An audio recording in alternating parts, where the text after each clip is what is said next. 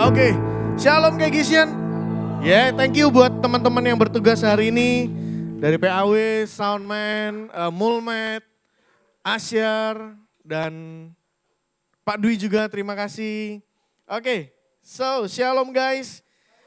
Seperti yang sudah disampaikan Pak Arifin tadi juga dan Feli juga, hari ini bertepatan banget sama Minggu Pantekosta, Hari Raya Pentakosta, Hari Raya Pentakosta. Dan benar 10 hari setelah 10 hari setelah kebangkitan Yesus Kristus ya ke surga, dan itu Yesus menjanjikan juga ada ada sang penghibur yang akan menuntun kita, yang akan kita tidak dibiarkan jadi yatim piatu gitu. Dan Tuhan Yesus menggenapinya waktu di Pentakosta ini. Dan anyway, aku menemukan fakta menarik tentang Hari Raya Pentakosta. Jadi waktu mempersiapkan ini, ada info juga dari Kak Don waktu itu ngomong kalau minggu besok ada Minggu Pentakosta gitu. Jadi kayak, oh wow, makin berat sepertinya tugas saya hari ini gitu. Kayak wow, berat nih ya. Tapi sempat akhirnya waktu nyiapin ini kayak bertanya-tanya, apakah Pentakosta ini apakah hari yang diperingati karena pencurahan Roh Kudus, akhirnya jadi Pentakosta, atau ini merupakan hari raya bangsa Yahudi yang udah lama gitu. Mungkin di sini teman-teman udah ngerti, oh itu udah lama sih, itu udah lama. Mungkin aku yang baru tahu ya guys.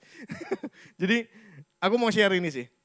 Jadi ternyata hari Pentakosta adalah hari raya Yahudi yang sudah ada sejak lama. Dan itu sama seperti hari Paskah. Jadi hari raya Paskah sudah ada juga dari dulu. Dan Hari Raya Pentakosta ini adalah hari ke-50. Sebenarnya 7 minggu, tapi akhirnya kan 49 hari. Dan akhirnya digenapi jadi 50 hari. Dan kemudian hari Paskah itu sebelumnya, hari Pentakosta itu sebelumnya adalah hari ucapan syukur gitu. Hari ucapan syukur atas hasil panen gandum. Ada literasi yang bilang gitu. Dan kalau ditarik lebih jauh lagi, tadi Pak Arifin udah bilang juga, Hari Raya Pentakosta ini adalah hari turunnya firman Allah. Jadi turunnya firman Allah di Gunung Sinai ya. Jadi itu peristiwa waktu di mana Tuhan memberikan 2 loh batu kepada bangsa Israel melalui Musa. Dan ingat ya, peristiwa waktu Musa menerima 2 loh batu, ada yang ingat ada kejadian apa di sana? Ada yang ingat bilang, oh ya, oke, masuk, berarti ingat semua nih ya. Jadi di Keluaran 32, aku kayak bahas sedikit tentang ini ya. Di Keluaran 32, peristiwa Musa menerima loh batu dari Tuhan, dan kemudian setelah Musa naik ke atas, and then Tuhan tulis, jadi waktu masa Tuhan menulis di loh batu ini, Tuhan bilang, bangsamu di bawah itu lagi nyembah, bikin Allah lain. Terus akhirnya Musa turun nih, tuk. Dan ternyata ya bangsa Israel sedang menyembah patung lembu emas.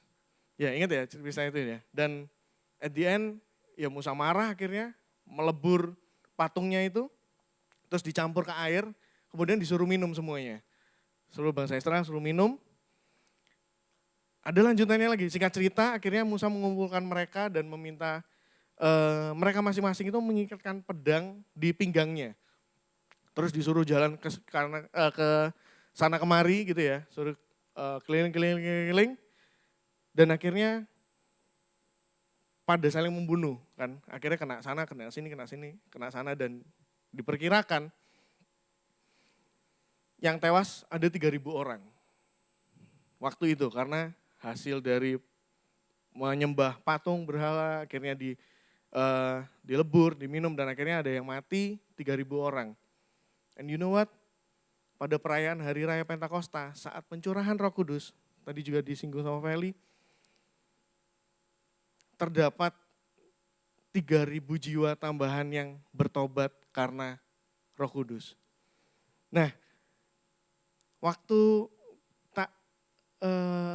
waktu nyiapin ini ya, terus dan coba, nggak tahu ini cocokologi atau apa ya, tapi kayak yang aku tangkap, Tuhan datang ke dunia itu bukan dengan tidak terplan gitu, kayak kapan ya datang ya, besok aja kali ya, besok aja wes, apa sekarang yuk, sekarang wes, sekarang. Terus akhirnya datang, nyelamatin dan udah selesai. Mati kayu salib dan bangkit dan udah selesai gitu aja. Tapi ternyata aku kayak terkagum, rencana Tuhan tuh sedetail itu loh.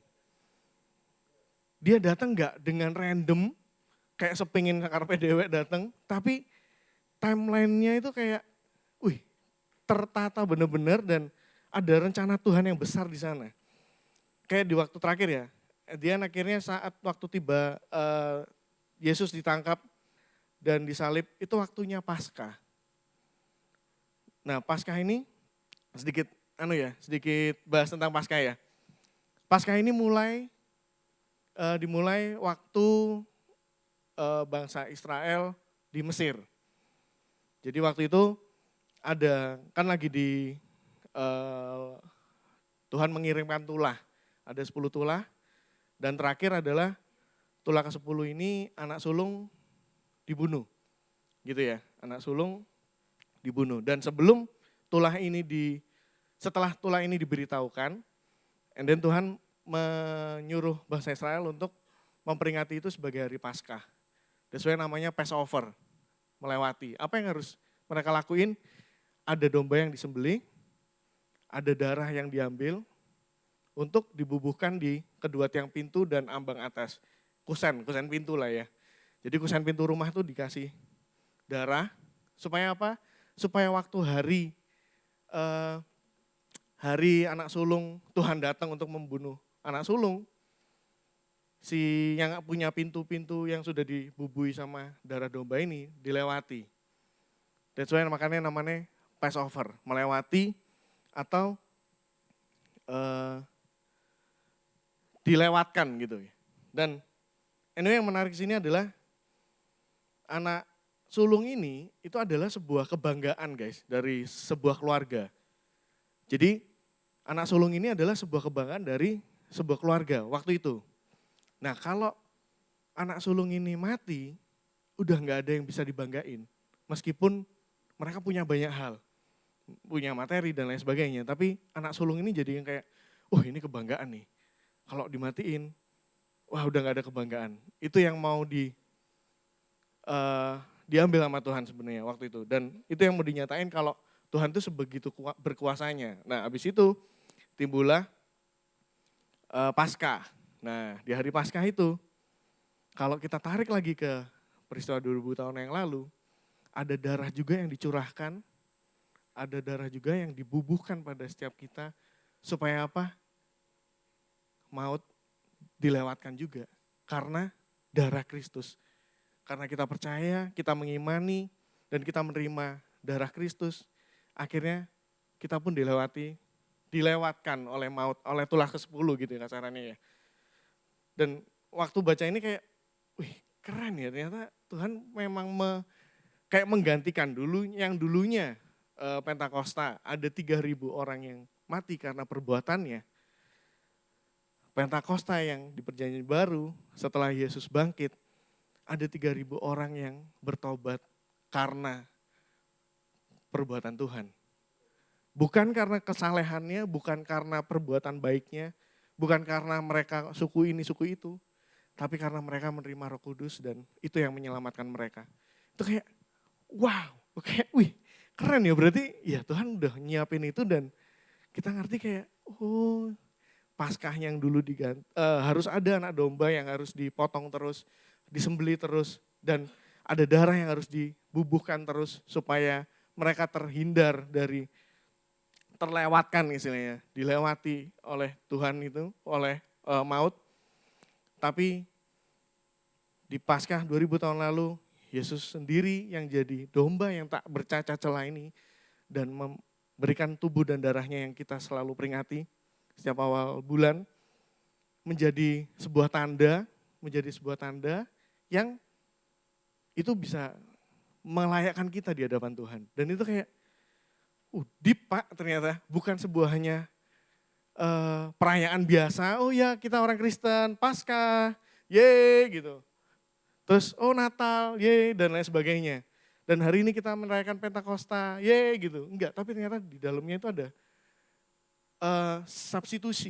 substitution yang dulunya harus ada usaha manusia dan itu dilakukan berulang-ulang sampai waktunya Tuhan sendiri yang turun dan kita hanya percaya sama Tuhan aja, sama percaya sama Yesus dan menerimanya, itu yang menyelamatkan. Itu kayak, wih, nice, keren banget. Dan, sampai mana tadi? Bentar.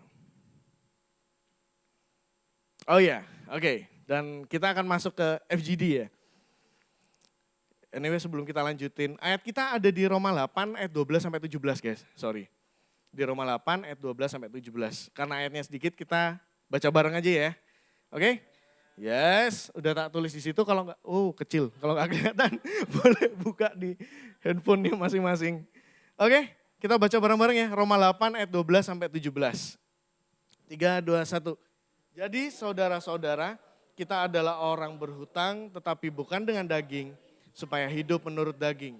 Sebab jika kamu hidup menurut daging, kamu akan mati. Tetapi jika oleh roh kamu mematikan perbuatan-perbuatan tubuhmu, kamu akan hidup.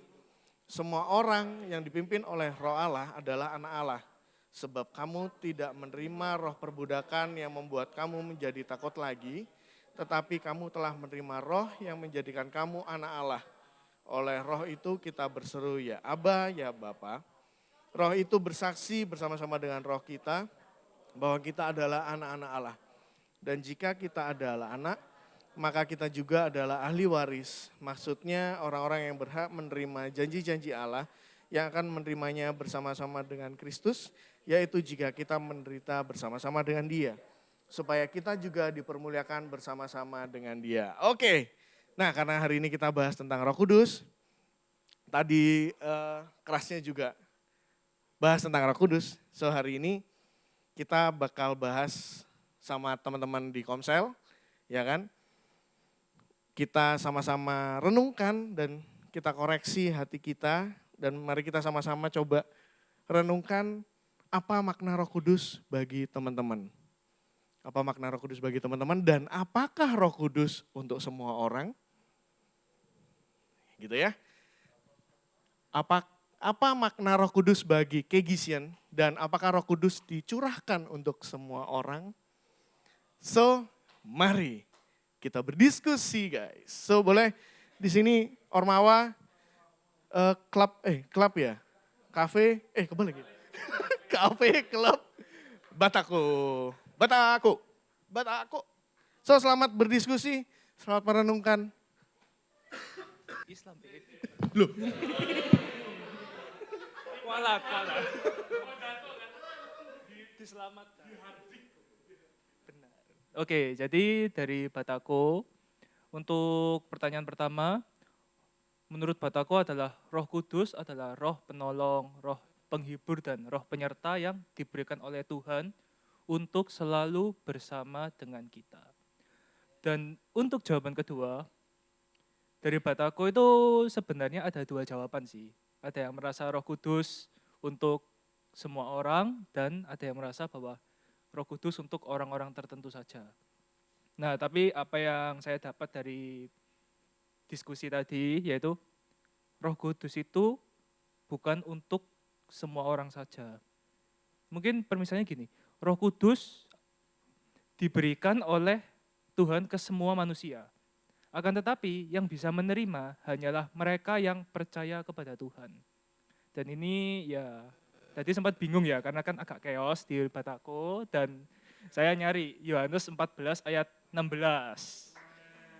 Dan 16 dan 17. Dan memang di situ tertulis bahwa Tuhan itu sudah berjanji akan memberikan kepada kita penolong yang lain. Hanya saja dunia tidak dapat menerima dia. Karena dunia belum tentu dapat melihat dia dan belum tentu mengenal dia. Akan tetapi bagi kita orang-orang yang percaya, kita sudah mengenal dia. Dan oleh karena itu roh penolong tersebut akan selalu menyertai kita. Dan itu adalah Roh Kudus. Thank you. Di sana Paulus menuliskan gimana hidup dipimpin oleh roh. Ya, hidup yang tidak lagi dipimpin oleh daging. Karena apa? Karena daging ini lemah dan lebih condong untuk berdosa. Gitu ya. Sehingga daging tidak bisa menuruti perintah Tuhan atau hukum Taurat. Di Roma 8 ayat 1 sampai 4 and then ayat 6 tak bacain, demikianlah sekarang tidak ada penghukuman bagi mereka yang ada di dalam Kristus Yesus. Roh yang memberi hidup telah memerdekakan kamu dalam Kristus dari hukum dosa dan hukum maut. Sebab apa yang tidak mungkin dilakukan hukum Taurat karena tak berdaya oleh daging, telah dilakukan oleh Allah dengan jalan mengutus anaknya sendiri dalam daging, yang serupa dengan daging, yang dikuasai dosa karena dosa. Ia telah menjatuhkan hukuman atas dosa di dalam daging, supaya tuntutan hukum Taurat digenapi di dalam kita, yang tidak hidup menurut daging tetapi menurut roh. Ayat 6, karena keinginan daging adalah maut, tetapi keinginan roh adalah hidup dan damai sejahtera. Jadi ayat 12 ini lanjutan kesimpulan dari ayat 1 sampai ayat 10.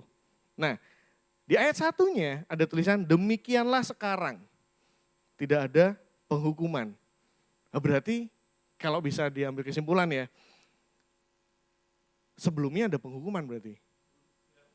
Di sini tulis demikianlah sekarang tidak ada penghukuman. Berarti sebelumnya ada penghukuman. Nah, kenapa kok ada penghukuman?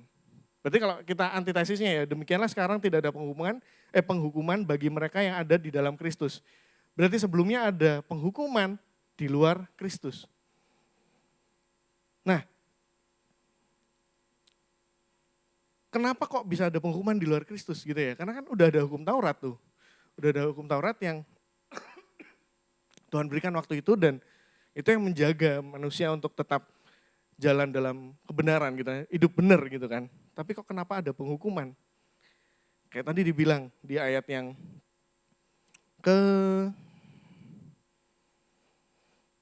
ketiga kan, dibilang situ, karena daging tidak mampu melakukan hukum Taurat karena daging lemah. Nah nanti teman-teman baca di pasal sebelumnya, di pasal 7.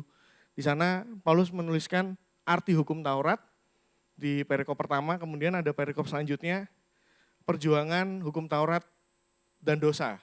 Nah teman-teman baca di sana, di situ lebih dalam lagi di sana. Dan kenapa ada penghukuman di luar Kristus? Ya karena di luar Kristus, di luar roh berarti hidup dalam daging. Di luar Kristus berarti kita hidup di luar roh. Di luar roh berarti hidup dalam daging. Yang which mean nggak bisa kita melakukan hukum Taurat karena daging ini lemah. Adakah yang di sini satu hari aja nggak melakukan dosa? Nggak ada ya. Aku pun juga melakukan dosa tetap. Jangankan satu hari, mungkin sejam aja. Sejam coba. Oh sejam bisa aku. Lewat sejam udah enggak bisa. 1+01 itu udah berdosa. Ya, kan serentan itu daging, selemah itu. So, lantas apakah dengan kedagingan berarti kalau kita bilang hidup di luar Tuhan, apakah itu bisa jadi membuat kita jadi berkenan pada Allah? Jelas nggak bisa. Ya kan, ada ayatnya Roma 8 ayat 8. Mereka yang hidup dalam daging tidak mungkin berkenan kepada Allah. Terus efeknya apa? Efeknya kalau hidup di luar Kristus dan hidup dalam daging, efeknya apa? Ya, kita akhirnya hidup dalam ketakutan, hidup dalam intimidasi. Karena kita terlalu berdosa. Dan akhirnya iblis pakai cara itu. Kayak udah kamu gak mungkin bisa ngikutin hukum Taurat. Satu aja gak bisa. Udah gak layak kamu, wis gak usah ke gereja. Percuma Tuhan gak mau terima, kamu lu terlalu kotor. Akhirnya di sana kita ngerasa gak layak banget di hadapan Tuhan. Selalu ada tuduhan, selalu ada tuntutan. kalau kita nggak bisa memenuhi, ya kita akan mengalami hukuman. Akhirnya ada tuntutan-tuntutan yang tuntutan demi tuntutan yang akhirnya menghantui kita dan akhirnya membuat kita takut. Kita akhirnya nggak tenang dalam hidup ini. Nah itu tadi aku bilang di pasal 7. Coba nanti teman-teman baca, ada arti hukum Taurat dan perikop keduanya ada perjuangan, hukum Taurat dan dosa.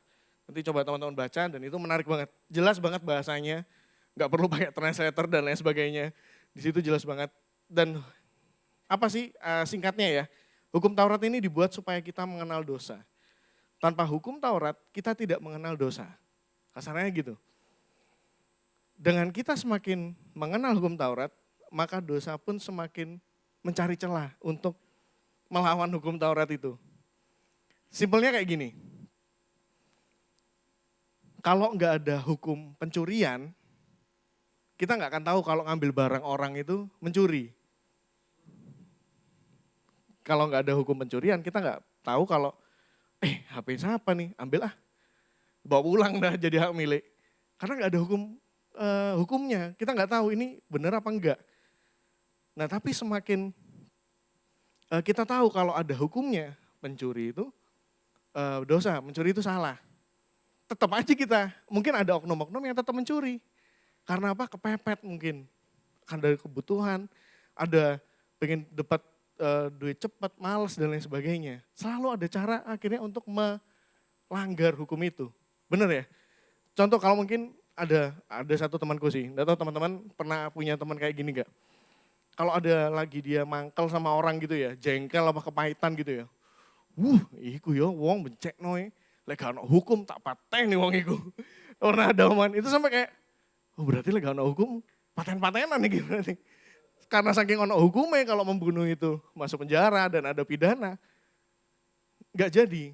Nah tapi ya kasarnya gitu, hukum Taurat itu membuat kita akhirnya mengerti dosa. Saat kita berusaha dengan daging kita untuk mengikuti hukum Taurat, gak akan bisa karena kita ngerasa akhirnya makin kita mengerti hukum Taurat, makin kita ngerasa kita gak layak. Akhirnya menunjukkan kita siapa dan Tuhan siapa. Dan itu kayak begitu kudus pribadi Tuhan, begitu kudus hukumnya. Dan kita ini semakin ngerasa semakin hina dan semakin gak layak banget di hadapan Tuhan. Makanya ada hukum Taurat di sana. Dan sama juga kalau kita nggak tahu hukum Taurat, kita nggak tahu mana yang benar yang salah. Semakin kita tahu, semakin dosa juga mencari celah. Tetapi syukur kepada Allah. Oleh Yesus Kristus Tuhan kita yang telah datang dalam rupa hamba, yang tadi kita baca ya, menjadi manusia dalam daging, yang serupa dengan daging yang dikuasai dosa karena dosa, dan menerima hukuman atas dosa. Upah dosa kan maut ya. Hukuman atas dosa di dalam daging yang adalah maut, supaya tuntutan hukum Taurat digenapi di dalam kita melalui tubuh dan darahnya yang kita peringati setiap perjamuan kudus. Nah penggenapan hukum Taurat melalui Yesus Kristus ini membuat kita yang menerima dan percaya pribadinya untuk dipimpin Roh Kudus itu tidak lagi hidup dalam perbudakan dosa dan ketakutan karena ketidakmampuan menaati hukum Taurat. Kan kita udah ngerasa ya, kita gak mungkin banget nih mengikuti hukum Taurat. Dan akhirnya digantikan oleh pribadi Tuhan dalam hidup kita.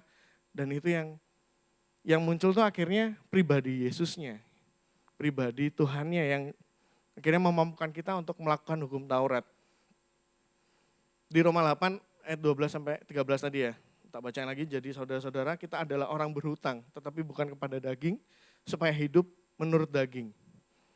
Jadi kita dulunya adalah orang berhutang karena daging, karena dosa, karena kita punya banyak salah dan kita harus menebus, tapi kita ngelanggar.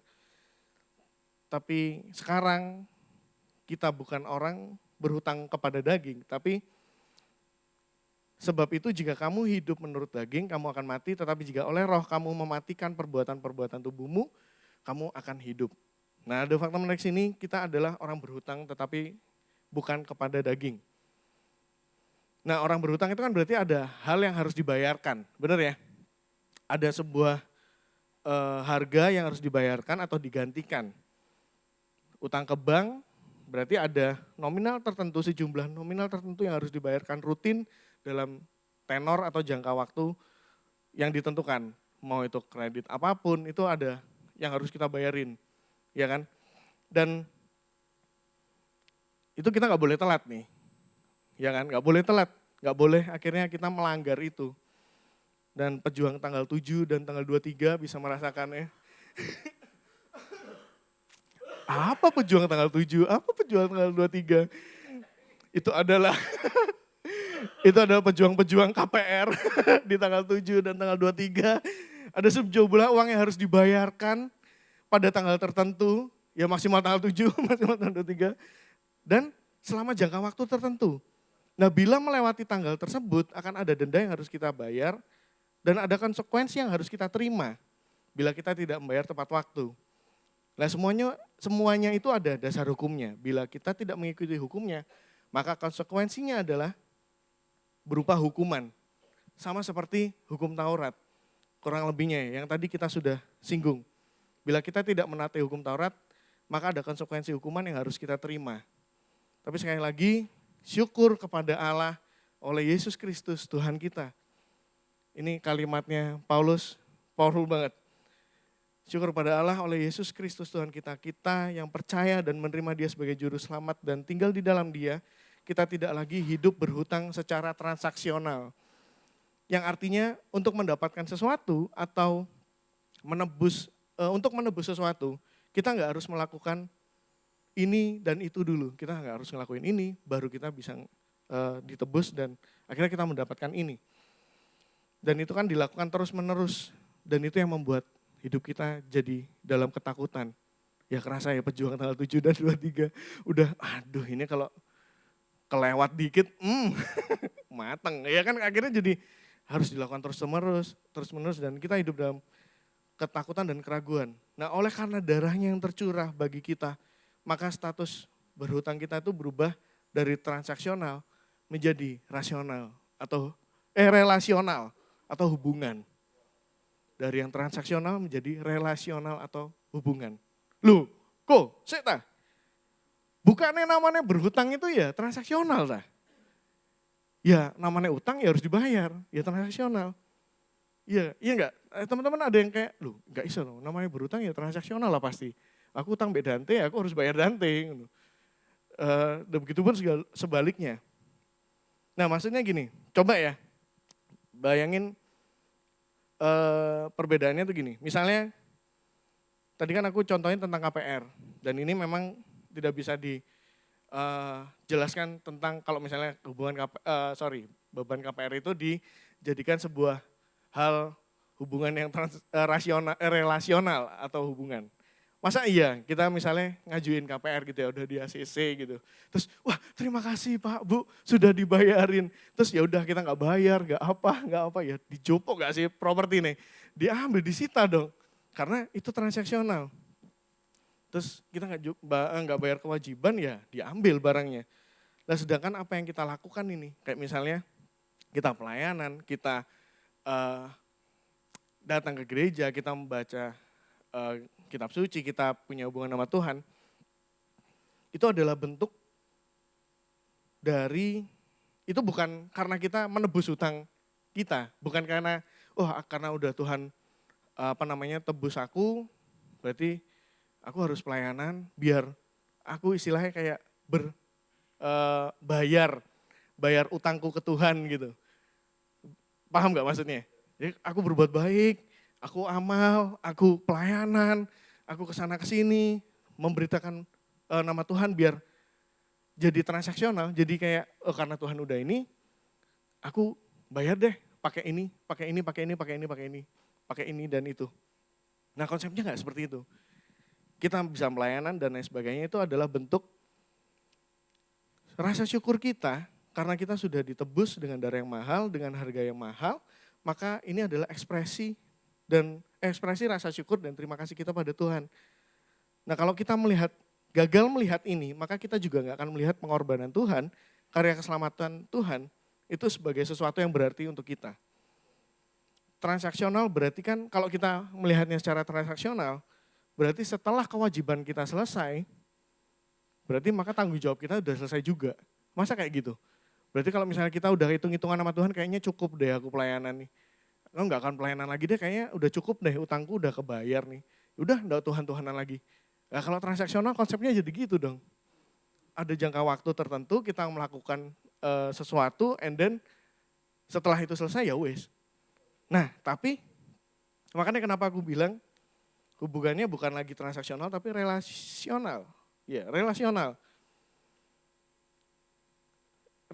Relasional itu enggak ada batasan waktu. Iya kan? Bahkan sampai mati pun kita tetap nggak bisa bayar, Pak. Sampai akhir hayat pun kita nggak bisa bayar pengorbanan yang udah Tuhan kasih, anugerah yang udah Tuhan kasih ke kita. Dan apapun nggak bisa menggantikan untuk segala yang udah Tuhan lakuin pada kita. Gampangannya gini, seperti hubungan kita sama orang tua deh, hubungan kita sama orang tua nih. Kita kan berhutang budi ya sama orang tua. Kita berhutang nyawa bahkan sama orang tua juga. Apalagi waktu mama kita melahirkan, pertaruhannya nyawa. Dan membesarkan kita pun, papa mama kita, orang tua kita juga berjuang untuk yang terbaik. Dan ada hal yang juga yang dikorbankan. Bisa jadi banyak hal yang dikorbankan. Sampai kita bisa sebesar ini gitu kan. Itu banyak hal yang dikorbankan. Nah, dan semua itu tidak bisa dibayar dengan materi. Tidak bisa kita udah kerja, kita bayar. Karena kita udah punya uang, kita bayar semua SPP, kuliah, sekolah, biaya makan dan lain sebagainya. Setelah hitung-hitungan kita lunas, hubungan kita sama orang tua udah nggak ada lagi. Nggak gitu guys. Kan kita nggak mungkin gitu ya hitung-hitungan, Pak, Ma, aku udah habisin makan segini, popok segini dan sebagainya. Udah tak bayar lunas ya. Aku keluar, aku gak punya tanggung jawab lagi, dan udah selesai. Gak gitu, hubungannya relasional, mau sampai tua pun, mau sampai kapan pun, kita gak bisa gantiin apa yang udah orang tua ini perbuat, apa yang udah orang tua ini lakukan. Nah dengan memahami dan mengerti konsep ini, cara memandang kita kepada orang tua, bersikap pada orang tua, mengasihi orang tua pun, kita akan berbeda gitu guys. Dengan sendirinya kita akan menghormati orang tua. Dengan sendirinya kita akan mengasihi orang tua, meskipun orang tua kita juga nggak sempurna. Tapi kita bisa respect, kita bisa honor. Dan itu kayak nggak bisa digantiin dengan apapun. Nah sama kayak, kurang lebihnya sama kayak gambarannya sama kayak Tuhan, kita ke Tuhan ya. Dengan kita memahami betapa besar kasih dan pengorbanannya bagi kita semua dan melihat bahwa kita adalah orang berhutang. Dan ini artinya gini, kita ada sampai hari ini, itu juga karena Tuhan. Kita sampai ada hari ini, itu semua karena Tuhan. Dan kalau bukan karena Tuhan, mungkin kita udah lenyap duluan, udah hilang duluan. Kita gak ngerti mana yang benar, mana yang salah, dan lain sebagainya. Dan dengan Tuhan menyatakan dirinya lebih dulu, dan membuat kita mau membuka diri juga untuk diperbarui secara paradigma dan hati, dipimpin Roh Kudus, yang dicurahkan tadi ya, yang dicurahkan pada kita semua dan senantiasa kita tinggal dalam Tuhan, maka kita pun bisa mengasihi Tuhan, menghormati Tuhan hingga akhir hidup kita, karena kita tahu yang melayakkan itu Tuhan, bukan perbuatan kita. Karena kita tahu yang membuat kita layak, itu bukan perbuatan kita tapi pribadi Tuhan. Lewat darahnya, lewat Roh Kudusnya, kita dimampukan untuk hidup benar. Kita dimampukan untuk terus hidup dalam kebenarannya. Dan menariknya, Tuhan gak hanya menebus kita aja ya guys. Gak hanya melayakkan kita di hadapannya. Selain hubungan kita dipulihkan, kita pun diubah statusnya. Status kita diupdate sama Tuhan.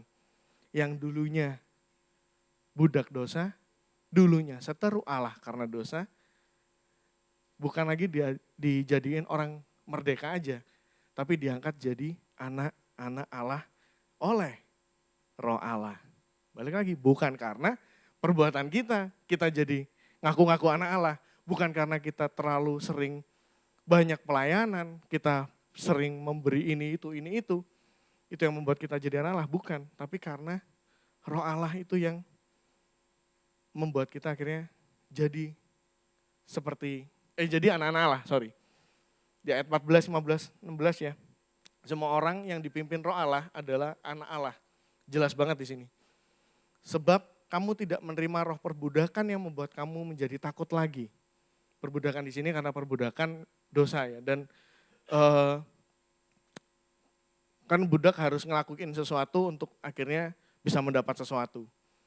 Tapi karena syukur kepada Allah ya, karena oleh Allah, Tuhan Yesus Kristus, kita akhirnya dibebaskan jadi orang merdeka yang tidak hidup lagi dalam perbudakan.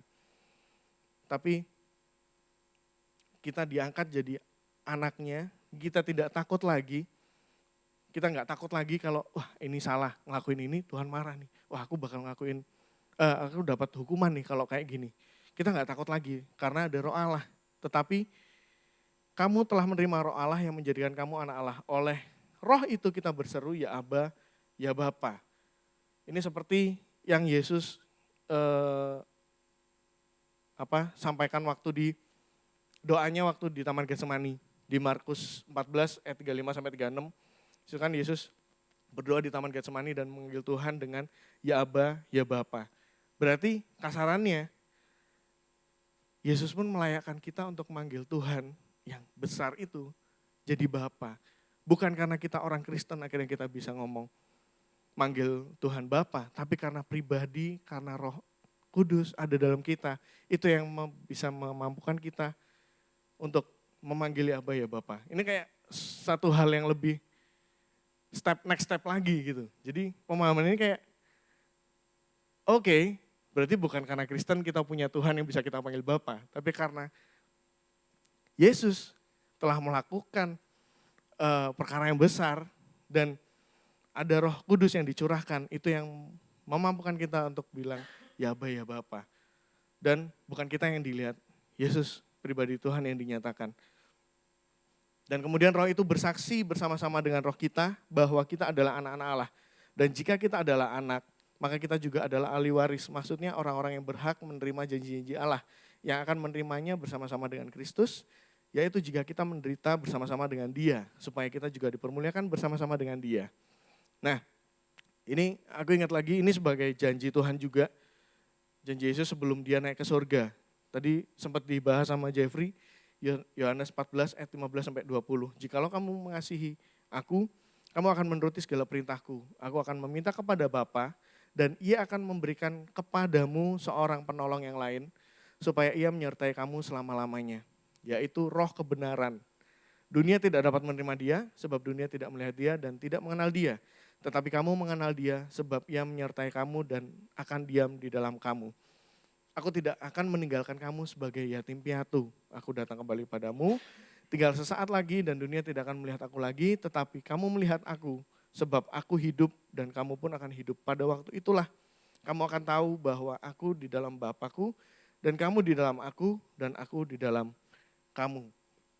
Ini sebuah janjinya Tuhan bahwa kalau bisa ditarik kesimpulan ya dari jawaban pertanyaan tadi, apakah Roh Kudus untuk semua orang? Jawabanku adalah I don't think so untuk semua orang. Karena ya Roh Kudus dicurahkan untuk semua orang. Tapi ada SK-nya, ada TC-nya gitu. Ada bintangnya. Semua orang yang percaya dan menerima. Yang mau hidup dalam Kristus. Kayak tadi di ayat pertama ya. Roma 8 ayat yang pertama kan tidak ada penghukuman bagi mereka yang ada di dalam Kristus. Dan kemudian roh itu yang memberi hidup yang telah memerdekakan kamu dalam Kristus. Berarti ada penerimaan, ada yang kita terima. Maksudnya bukan berarti dikasih ke semua orang dan ya semua orang akhirnya dipenuhi Roh Kudus. Tapi dia yang mau dan percaya. Ingat tadi sempat tak kutip ya kuis, wahyu umum dan wahyu khusus. Wahyu umum ya semua orang tahu, semua orang melihat, semua orang menerima kebesaran Tuhan. Semua orang menikmati matahari, semua orang menikmati udara, perbuatan baik dan lain sebagainya. Semua orang menikmati itu, kebaikan dan lain sebagainya. Tapi ada satu hal yang gak semua orang menikmatinya. yaitu ya Roh Kudus, karya keselamatan. Tidak semua orang mengerti dan memahami. Waktu Tuhan menyatakan dirinya pun tidak semua orang akhirnya menerima.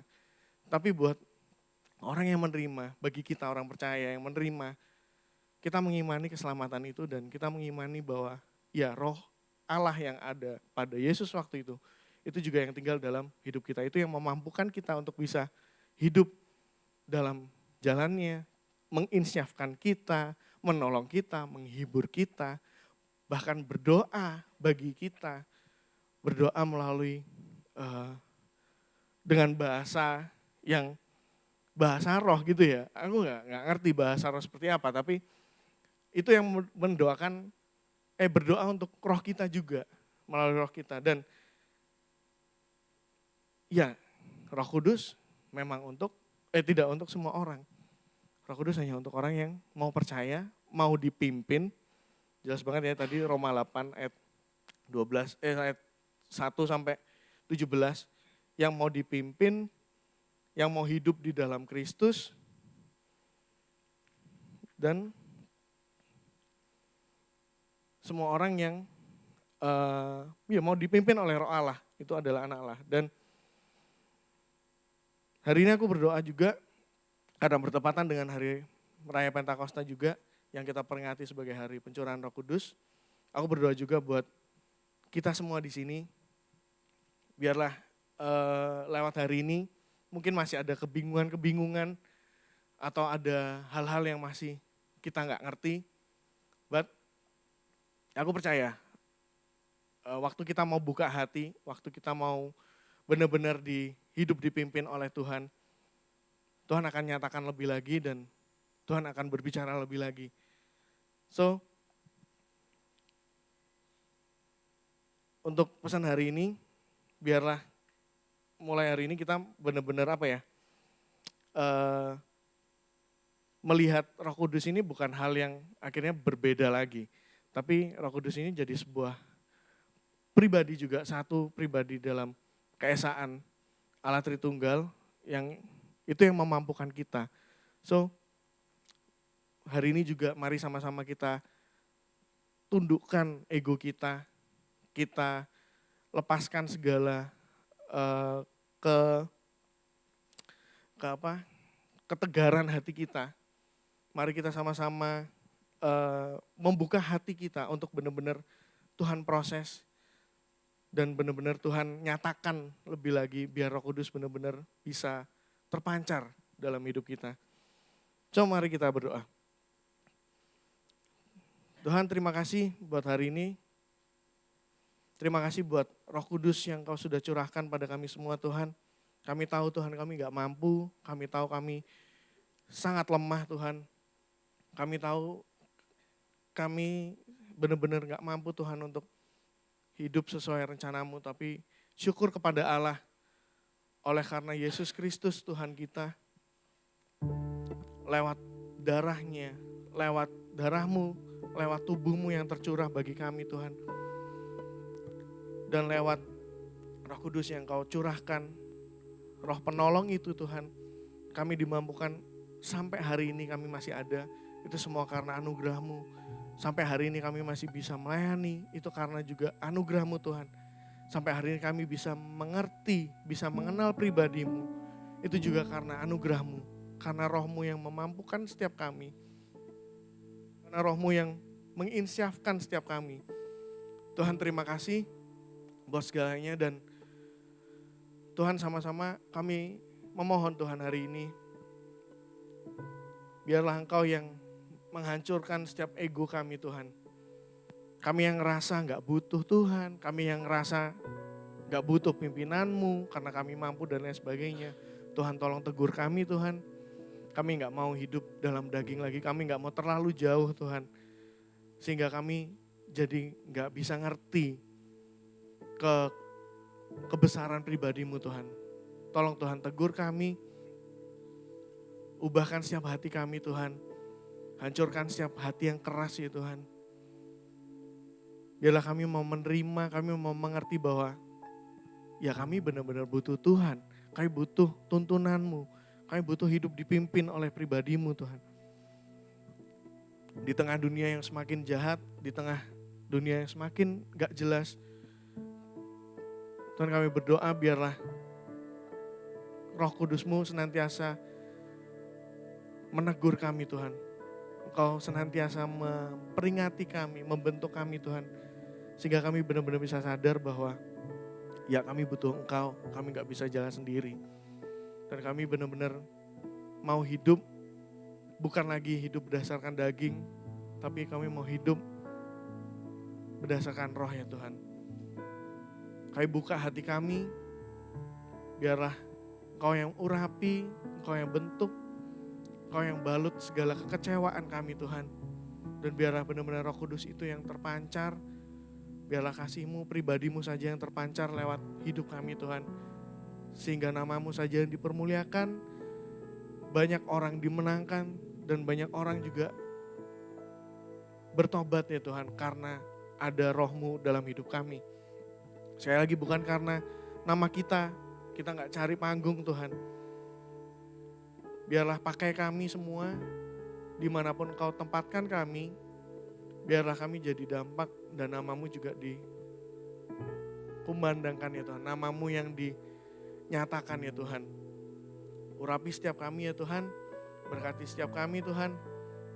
Please tegur setiap kami Tuhan, setiap hari, setiap waktu, buat kami makin kagum akan pribadi-Mu, dan buat kami makin sadar bahwa kami benar-benar butuh pribadi-Mu ya Tuhan.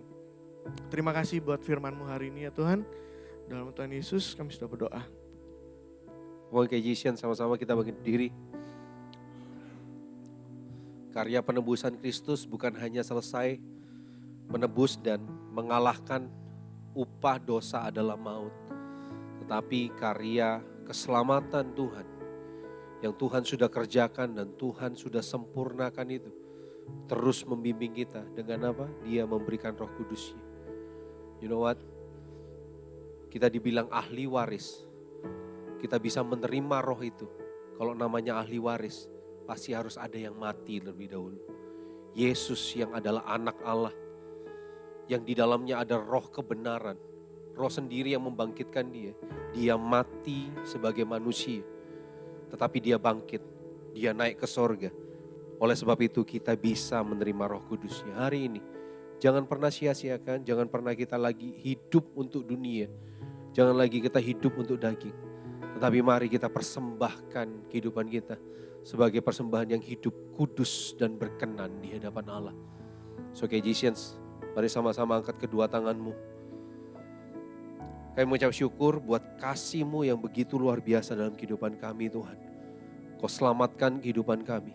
Bukan hanya Kau selamatkan, tetapi Engkau sertai kehidupan kami. Kemanapun kami pergi, Engkau ada di sana. Engkau bekerja dalam kehidupan kami dan bekerja melalui kehidupan kami. Terima kasih buat firman-Mu melalui Ruben Tuhan. Berkati kehidupannya, penyertaan-Mu sempurna dalam kehidupannya. Pakai hidupnya untuk menjadi saksi-Mu dimanapun Ruben berada. Nama-Mu dipermuliakan. Dia percaya Engkau terus bekerja dalam hidupnya dan bekerja melalui kehidupannya. So Christians, oleh sebab itu Tuhan memberkati dan melindungi engkau. Tuhan mengarahkan wajahnya dan menyinari engkau dengan kasih karunia.